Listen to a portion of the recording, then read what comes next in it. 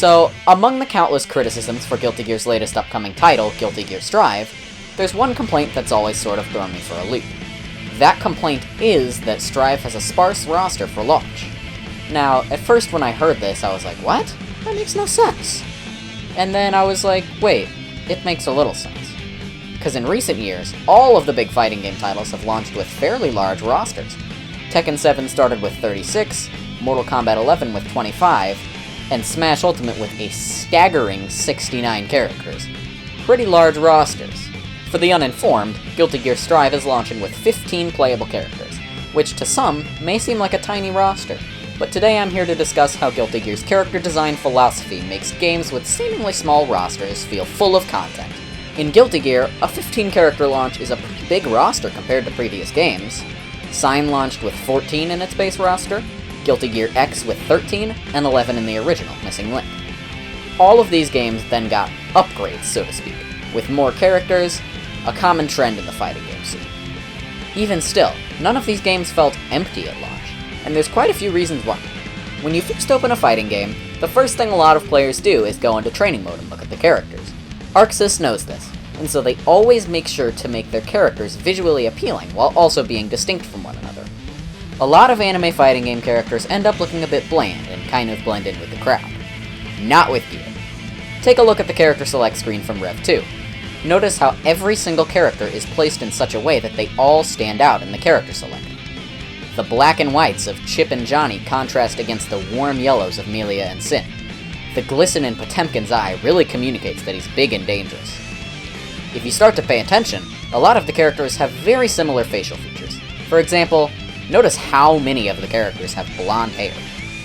Now notice how every single one of those characters has something else to make them stand out. Axel's red and white bandana, Leo's lion's mane, Answer's red bandana combined with his blue magic phone. And then, look at Sin. Sin has no remarkable facial features besides the eye patch, so the developers gave him a completely different background color than the rest of the cast by strategically placing his flag behind him. This trend is even further exemplified when you hover over every single character, providing a full-body artwork showing off all the important features about a character.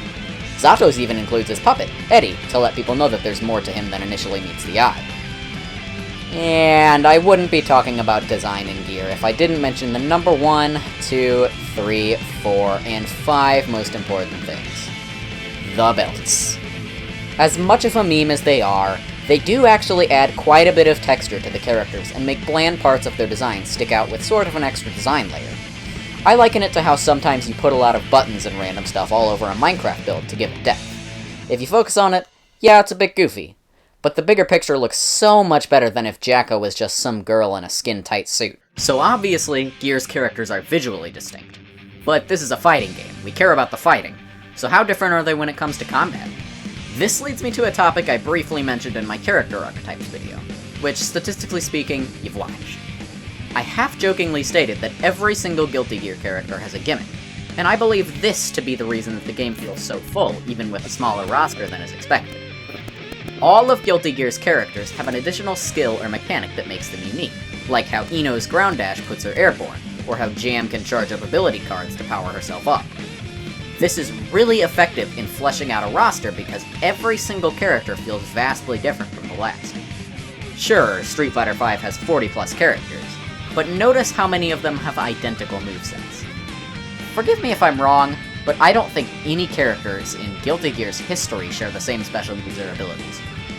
Only Soul can gun Flame YRC Pressure into Wild Throw.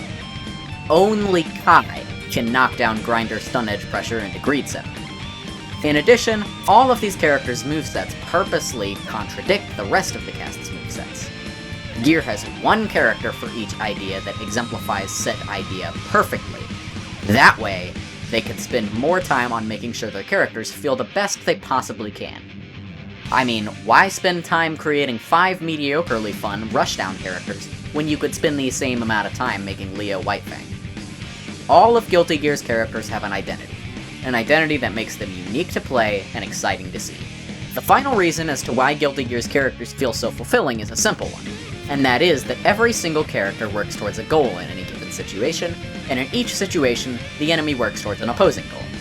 This helps to make sure that every single second of a match is interesting, even at ranges that are considered disadvantageous for one party or another. Now, I know what you're thinking. Duh, every character has a goal, reduce the enemy's life to 0. And while you would be right, when a goal is this one-dimensional, it can begin to feel monotonous or frustrating when you're in a situation where you can't accomplish said goal. Oh, do it again! With the Azuna drop, now you're 1 away from stun. Oh, and he does it again. Don't think I won't do it again. Oh! For example, Leo's goal is to close in on the opponent, enter stance, and make them block. Now, these are 3 minor goals that can be done independently in varying orders and ways that all lead to the goal of killing the opponent. When Leo enters stance, he conveniently gains a button that reflects projectiles and parries normals, so he can use this as a way of converting the enemy's defense into his offense. However, it takes time to enter stance, as he has to whiff a heavy normal, which tend to be punishable, so he has to get into a situation where this is possible. So, maybe he wants to approach with his fireball. Leo's heavy fireball has maximum priority, which means it doesn't get deleted by any other fireball in the game. The trade-off for this is he has to charge them up with a back motion, which is the opposite way he wants to be going. He can down back, obviously, but then the enemy can IAD and hit him with an overhead. In addition, his fireball takes a long time to summon. He can spin meter to YRC it and lower that time, but it still takes longer than it would for any other character. These long-range options give Leo an immediate goal to work towards in a situation where he would otherwise be left feeling helpless. This trend can be seen in pretty much every other Guilty Gear character. Jacko's immediate goal is to set up houses.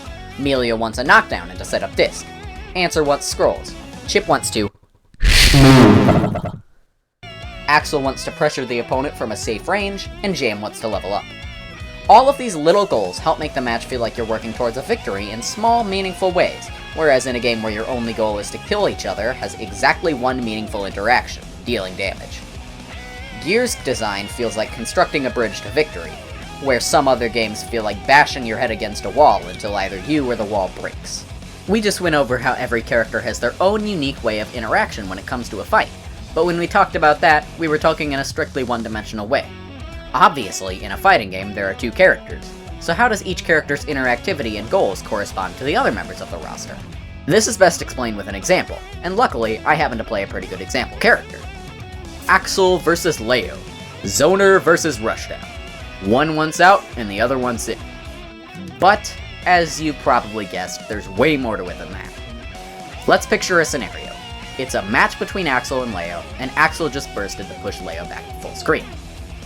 Leo then approaches before stopping around 3/4 screen. Leo stops because now there's an obstacle in his way, Axel. Let's say Axel chooses to Rensen. Here, an entire new game of mind games have opened up. If Axel Rensens, Leo could sit still and block it, but if he does that, Axel could just Rensen again. Leo could react and jump over the Rensen then IAD, but Axel could react to that and do Rensen 8. But Leo can predict that and double jump over Rensen 8 then punish. But Axel could YRC Rensen then anti-air. But then Leo could approach on the ground. But then Axel could stick out a normal. But then Leo could blitz it. But then Axel could read that and do a low. But if Leo read that, Axel would read that. And then Leo could jump over an IAD. But Axel could anti-air and, well, you see what I mean. Now, let's picture the same scenario in a different game. No hard feelings to you, buddy, but you just don't have very much good interactivity from full screen? Street Fighter V. Dhalsim versus Cammy. Dhalsim could stick out on normal, and Cammy could jump over it. Dhalsim could also anti-air. She could rush with Spiral Arrow, but he would avoid it. Not very much interactivity there. Not a bad thing in a game trying to be slower paced, but nowhere near as involved. Every second of Guilty Gear is a decision. Each decision has a counter decision, and each counter decision has a counter decision. And this goes on for infinity. This allows for an infinite amount of depth to be present in the simplest situations in Guilty Gear. All of these things allow for Guilty Gear to have both complex and fulfilling gameplay, as well as a fulfilling roster. So, next time the topic of Guilty Gear Strive's roster comes up, remember that Arxis has it covered, and so far has yet to deliver an unfulfilling roster. Until then, this has been Adventure, and I hope to see you in the next one. Peace.